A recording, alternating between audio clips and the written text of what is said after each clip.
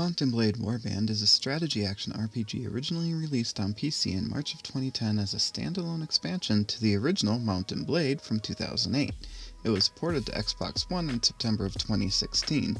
This review is from playing on an Xbox One X using Turtle Beach Stealth 600 headphones and a 27-inch 4K HDR monitor.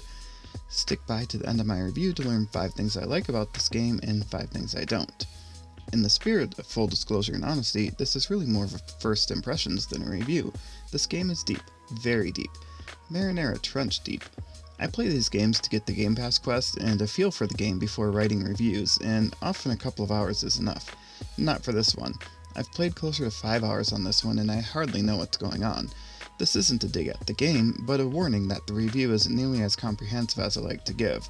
But it is coming out, so the Game Pass quest info is ready for you in time to decide if you want to pursue it or not. I did end up doing a little internet research to fill in my gaps. Usually I don't look up anything more than the game's website and Wikipedia page, and that's when I'm writing the review.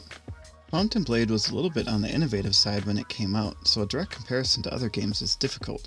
It has a little bit of open-world RPG and stats like an Oblivion, with FPS or third-person action swordplay and medieval-ranged weapon play.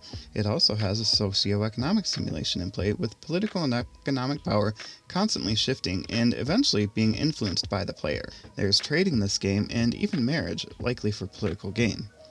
Visually, the game is generic medieval countryside with an attempt at multiple biomes, such as desert area, highlands, and even a snowy section. While the medieval vibe is there, the cleanliness of everything makes it fall short. This isn't necessarily a problem with the game's style, though. It really comes down to dated graphics. The game was already 8 years old when it came out on consoles, and it shows. If graphic fidelity directly ties into your enjoyment of a game, prepare to be disappointed. The muted colors are appropriate for the game's setting, but the lack of texture detail is disappointing.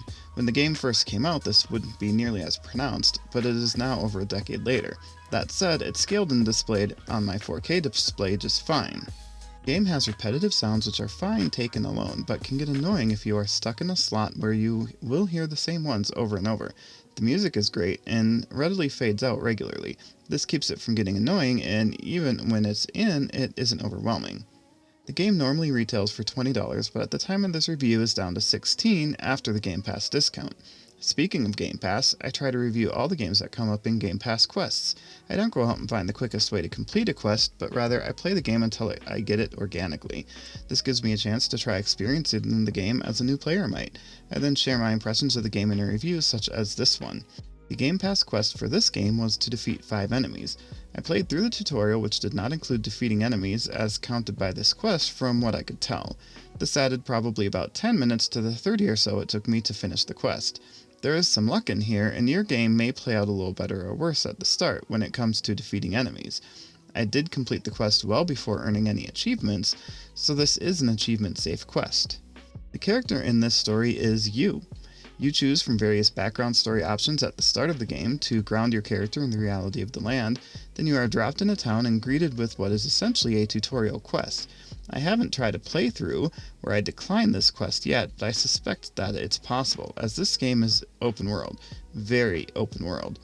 After the first quest, you are actually more or less left on your own. The game doesn't even tell you how to get more quests, not that it's that difficult to figure out.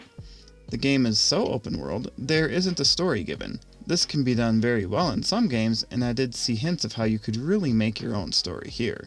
That is your only option though, as the game will not spoon-feed you anything, including how to complete new mission types.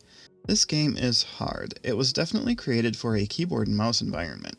I didn't plug them into the Xbox, but honestly probably should have, though I don't know what the game's support level is. Combat is chaos, as it might have been in medieval times, though I suspect after a couple of 100 hours it would make more sense. Mission objectives are given, but how to achieve them isn't always spelled out. I believe after getting the controls figured out, this game will get a little easier, but I'm not sure how much.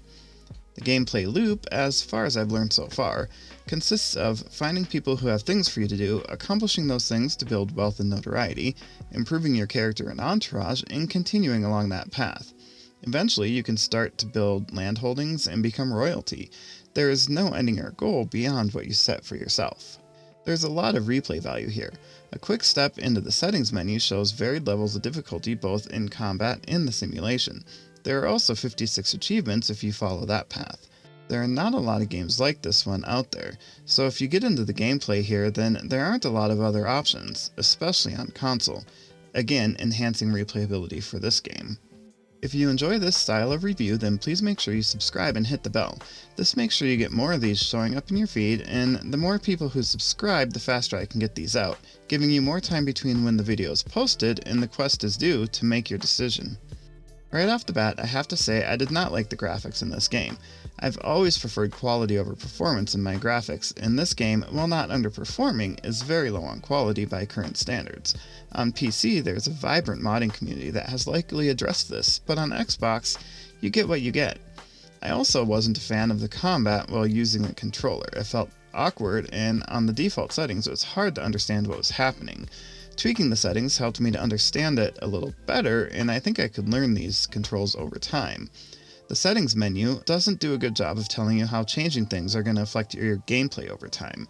There's a lot of control over various things, but exactly what they will do isn't clear. The lack of direction in this game bothered me as well. I enjoy emergent story in games, but every tree grows from a seed. And I also love games with rich stories. Yes, those stories can be rich if they're emergent, but without a good seed to get you started, there's nowhere to go.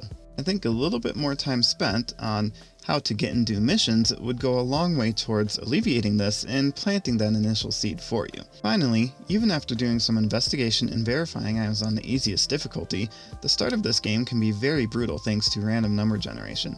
I started this game at least 5 different times and found myself sucked into a battle I literally couldn't escape from or win right off the bat on more of those starts than I didn't. On the bright side, I love the amount of freedom this game has. It is a true sandbox game. With just a little more direction at the outset to help draw you in, this game would hold on to many more people. The sound and music worked well in this game.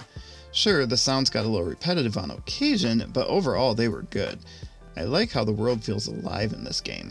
Whether you sit around and don't do much, or try running around and doing a lot, the game world continues to move around you. There's a sense of armies rising and falling, alliances shifting, and just generally things happening. I like how deep this game appears to go as well. Some sandbox style games quickly turn into the same 5 things over and over again, possibly with slightly different looks.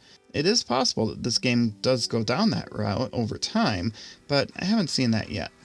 I also like the value in this game. It has the potential to be a huge value for the $20 that you would spend on this. There are AAA titles that I've spent $60 on and struggled to get more than a dozen hours out of. I'm pretty sure a dozen hours into this game, I'll still be starting brand new games. At the end of the day, I give this game a thumbs up, just like you should do for this video so that you see more of them coming along in your feed. This game is frustrating at times, but it is fun more often than it isn't. By far. The graphics are not good, but they're bearable. The gameplay though, I'm not sure where else you'll find gameplay like this. This new Gamepass month is almost upon us, so be sure to check back here soon for a regular person's take on what's in store for us in October.